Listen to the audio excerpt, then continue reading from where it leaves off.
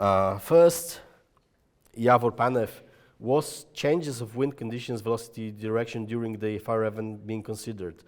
Thoughts how quickly the system will respond, recover? No. Like, come on. It's 300 simulations with a steady state, and you ask about changing them.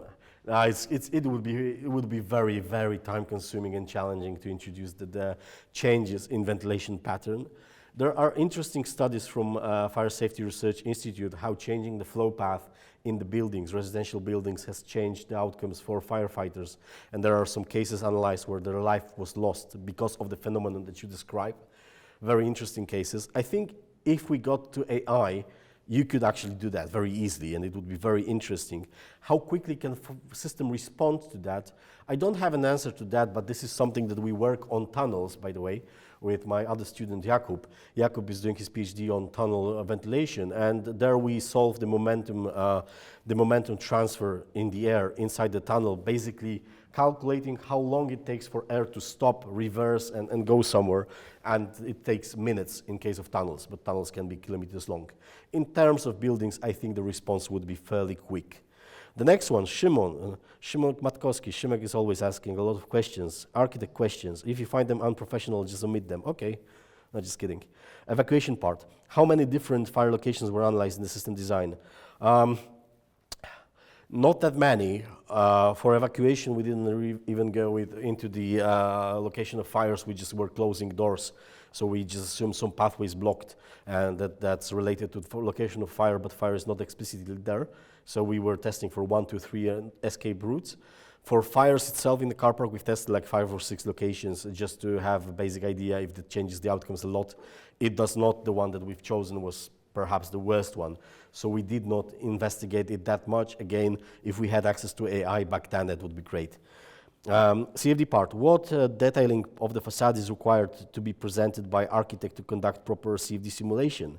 Most of car parks are not just open, especially in the city center. Yeah, you're correct. In our case, perhaps the cameraman can zoom. That's how the model looked like.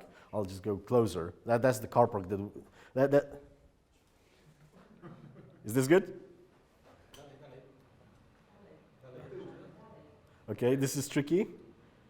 Okay, so this is the car park that we've modeled. As you can see, it doesn't really have detailing in the openings.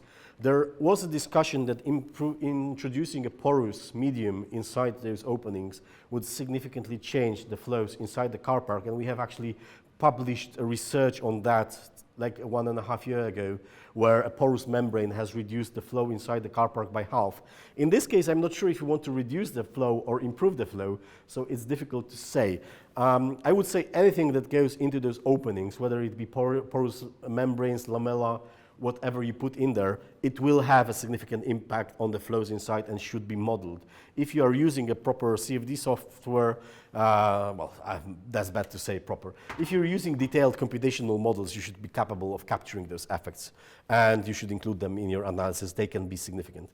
What is the criteria for area to be analyzed in terrain? Yeah, it's a huge terrain.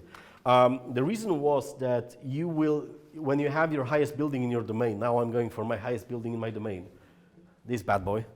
This one was 48 meters tall, and what you need is 15 heights of this building till the edge of your domain. That's what drives your domain, and because we're rotating it, we want this 15 heights in every direction. This is what drove the insane size of the domain. But by the way, the size of the domain is not such a big issue because the mesh that is used in the far away parts of the domain is very coarse. It's like 5-10 meters mesh. You don't need a very fine mesh besides the boundary layer to have. So it's not that expensive to actually make a very huge domain, and it does make a difference in your CFD calculations. However, you must be aware how ABL model can be impacted by the roughness of your ground, because as the wind flies through 2 kilometers of your domain, the interaction between the wind and the terrain will change the wind profile. This was the entire challenge that Paulina went with, introducing her own enhanced wall functions for the terrain to make sure that the profile that we receive at the car park is the exact one that we introduced into the domain. Okay, I hope they answered that one. Come on, Shimon, another one. Do you think that wind smoke patterns should be mandatory in city centers? That's a challenging one. That's a really tough one. Because technically, if you put a new building inside the city center, you change the wind patterns for all of them around. Like, it's not just the building that you're building, you're changing everything in your surroundings. We have a funny thing in ITB, the building that we are in, because just next door there is a quite large building built 20 years ago, and it changed the wind flow patterns in this region, and there is insane wind anomaly as soon as I exit the doors to my building, where the wind is like 3 times quicker than anywhere else in Warsaw, and that's how the other building has changed my flow field.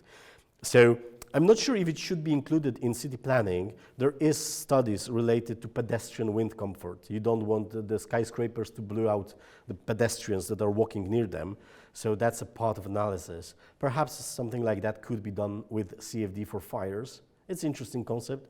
Again, I think as soon as we get AI for quick analysis of multiple cases, we could be doing this very efficiently. Another one, anonymous. Any thoughts on accounting for the effect of wind of the fire scenario itself? Yeah, I would love that. I would love that. That's the dream. And I have in my head the pathway how to get there.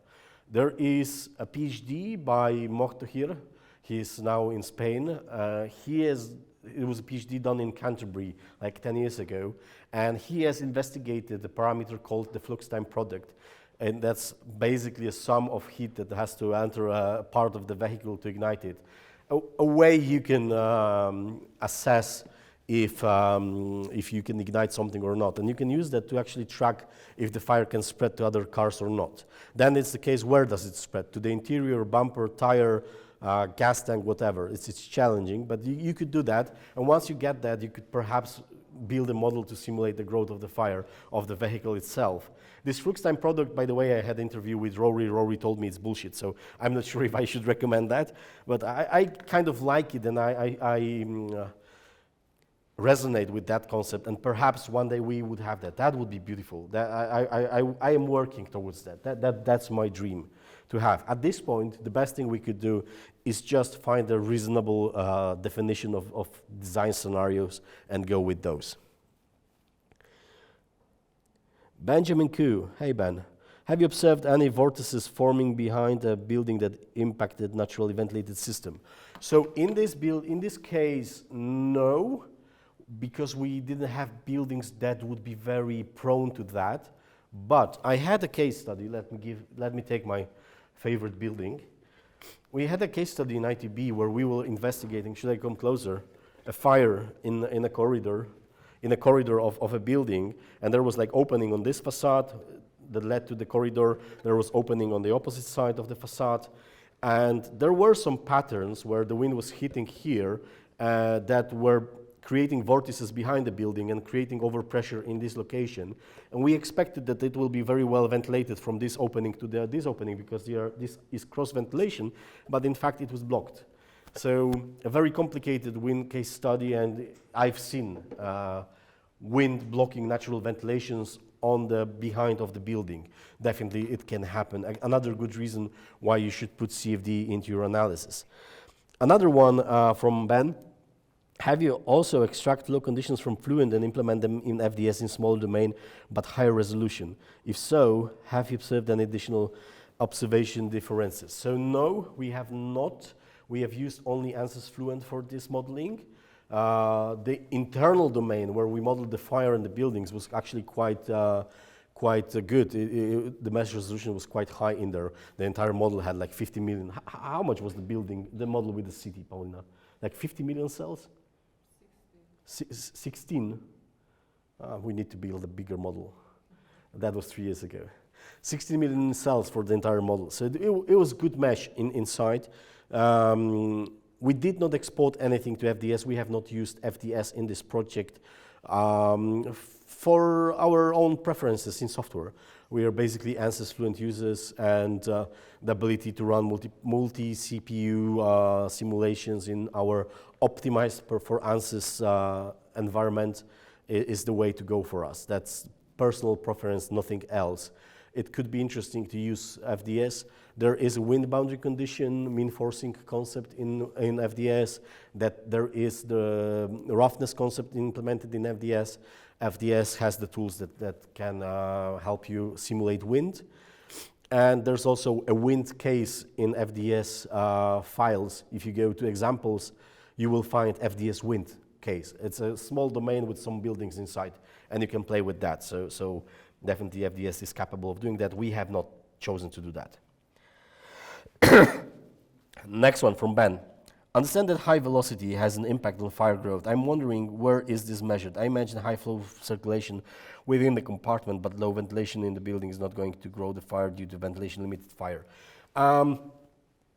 So we've touched multiple things in here. First, are we talking about a single object, like a vehicle burning inside the car park, or we're talking about fully developed fire, which will be two completely different cases and two completely different wind impacts? In this project, we resorted to growing fires, which means there's an object inside the car park that is burning, and we're referring to that object. Now, where has been the velocity measured? I think the first place I saw it was in Ricky Carvel's PhD. Kuba, correct me. The velocity impact on fire size. That's Ricky Carvel's PhD, right? Yeah, I think it was Ricky's PhD. That's a long time ago, super long time ago. And since then, it has not been very well established as a relation. We are studying this with Jakub in our research on tunnel fires again. That's a place where we really are intrigued in the relation between the size of the ventilation, the velocity of the ventilation, and the size of the fire. But in here, we could not do that. 3 meters per second is really just a threshold I've put in here. It could be a different number. I don't have a perfect citation for that one. Another one, anonymous. The internal flow may not be good direct measure for whether the results are acceptable or not. Its impact is indirect and implied. For example, that it will affect the smoke movement, which is already accounted for. I can see it as a proxy, so it might be better to just use upper bound. It's interesting. I wouldn't say it's the ultimate, like I would just do the air velocity analysis and not do anything else. No, I would not do that. I would rather do air velocity analysis, and based on those results, I would choose my next steps.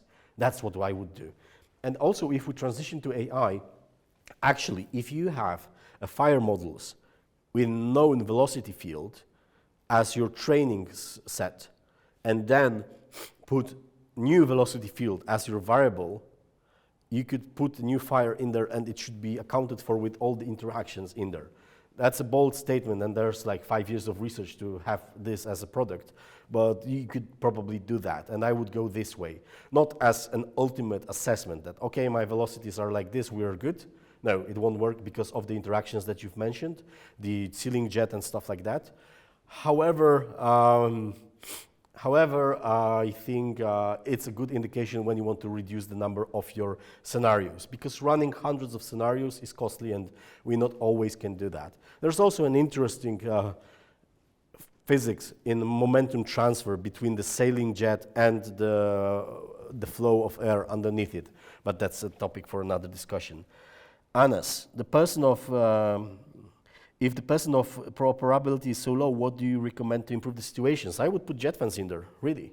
We're about to do a study as soon as we finish the project. The next step, which will be done in our internal research grants, is to put jet fans in the car park and see how easily the jet fans could control the situation.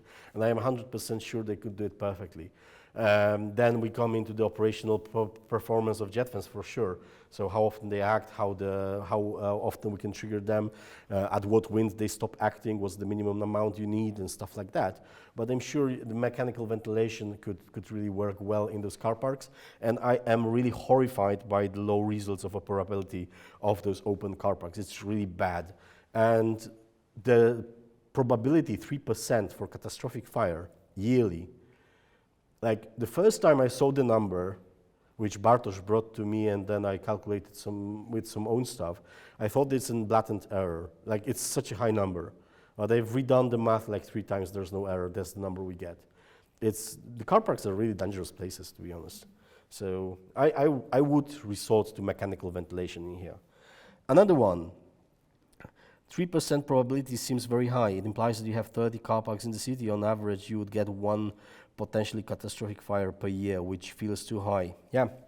Yeah, going back to this discussion, it feels high, but again, if you think about a car park, I would say that having a fire in a car park from 1 in 20 to 1 in 50 years, that doesn't shock me. 1 in 20 is 5%, 1 in 50 is 2%, so we're in that range. And catastrophic fire, in this case, in strong winds, there was almost no scenarios where you would not have a catastrophic fire, because in every scenario, the car park was completely filled with smoke, which means that firefighters could not enter, it could jump between vehicles and so on. So that's the reason for high probability. As I said, the number could be refined by entering more variables into there: the location of the vehicle, the floor, the humidity, temperature, etc.